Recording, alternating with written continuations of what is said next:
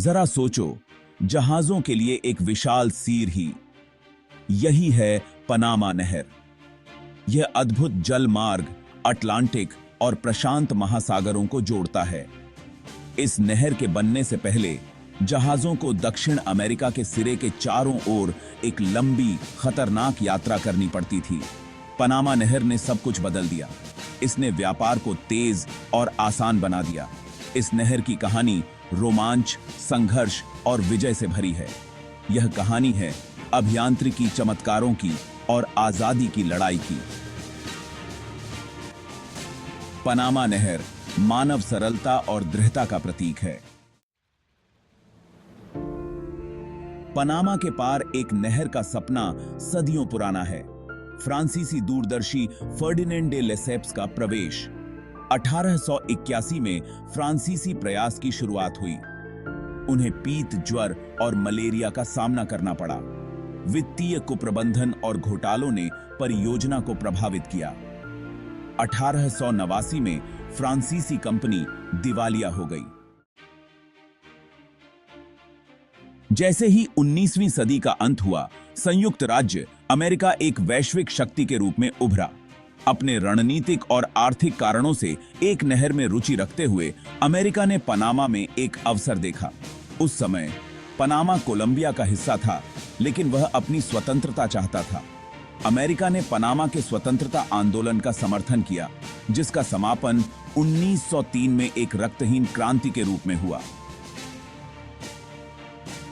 Panama अब एक स्वतंत्र गणराज्य के साथ अमेरिका ने नहर क्षेत्र के लिए एक संधि पर जल्दी से बातचीत की। पनामा के पार भूमि की एक पट्टी जहां नहर का निर्माण किया जाएगा। अमेरिकियों ने फ्रांसीसी गलतियों से सीखा था। उन्होंने स्वच्छता और मच्छर नियंत्रण पर ध्यान केंद्रित किया, जिससे बीमारी से होने वाली मौतों में नाटकीय रूप से कमी आई। उन्होंने उन्नत इंजीनियरिंग और निर्माण तकनीकें भी लाईं, जिससे महत्वपूर्ण प्रगति हुई। भाग 4, नेता और विरासत। नहर के भाग्य को आकार देना। पनामा नहर कई व्यक्तियों के दृष्टिकोण और डिटर्मिनेशन के बिना मौजूद नहीं होती। ऐसे ही एक नेता थे जॉन स्टीवंस, मुख्य अभियंता, जिन्होंने परियोजना में व्यवस्था और दक्षता लाई।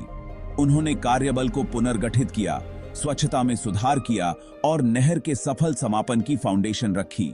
एक अन्य प्रमुख व्यक्ति जॉर्ज गोएथल्स थे, जो एक सैन्य इंजीनियर थे जिन्होंने स्टीवंस से पदभार संभाला था। गोएथल्स एक शानदार संगठनकर्ता और प्रेरक थे, जो अपने कार्यबल को प्रेरित करने की अपनी क्षमता के लिए जाने जाते थे।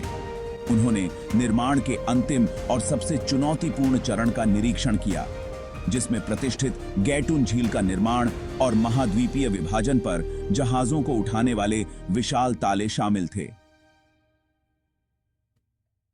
लीडर्सों ने विभिन्न पृष्ठभूमि के हजारों श्रमिकों के साथ पनामा नहर को वास्तविकता बनाने के लिए अविश्वसनीय हिंडरदों को पार किया। उनके समर्पण और बलिदान ने पनामा और दुनिया पर एक स्थायी विरासत छोड़ी। भाग 5, लोगों के लिए एक नहर। लोकतंत्र ने जमाया मोमेंटम। पनामा नहर का निर्माण पनामा के इतिहास में एक महत्वपूर्ण मोड़ था। इसने आर्थिक विकास लाया, लेकिन साथ ही साथ उनके भाग्य पर अधिक नियंत्रण की इच्छा को भी हवा दी। पनामावासी विदेशी इन्फ्लुएंस से मुक्त एक सच्चे लोकतंत्र के लिए तरस रहे थे। दशकों से पनामा ने अधिक स्वायत्तता के लिए कई तरह के सुधारों और मूवमेंटों को देखा। उमर तोरिज़ोस जैसे नेता उभरे, जिन्होंने पनामा के अधिकारों की वकालत की और 1977 में ऐतिहासिक तोरिज़ोस कार्टर ट्रीटियों पर बातचीत की। इन ट्रीटियों ने पनामा को नहर के क्रमिक हस्तांतरण का मार्ग प्रशस्त किया। अंततः 21 दिसंबर 1999 को एंटीने के पनामा नहर को आधिकारिक तौर पर पनामा नियंत्रण में वापस स्थानांतरित कर दिया गया, जो राष्ट्र के लिए संप्रभुता और आत्मनिर्णय के एक नए युग की शुरुआत थी। भाग 6, पनामा नहर, आज जुड़ाव और प्रगति की विरासत। आज पनामा नहर मानव सरलता और अंतरराष्ट्रीय सहयोग के प्रतीक के रूप में खड़ी है। यह वैश्विक व्यापार की एक महत्वपूर्ण धमनी है जो हर साल 14,000 से अधिक जहाजों के मार्ग को सुगम बनाती है। पनामा 21वीं सदी के शिपिंग की मांगों को पूरा करने के लिए अपनी क्षमता और दक्षता का विस्तार करते हुए नहर में निवेश करना जारी रखता है। नहर का भविष्य उज्जवल है। हमारे चैनल को लाइक, शेयर, कमेंट और सब्सक्राइब करना न भूलें।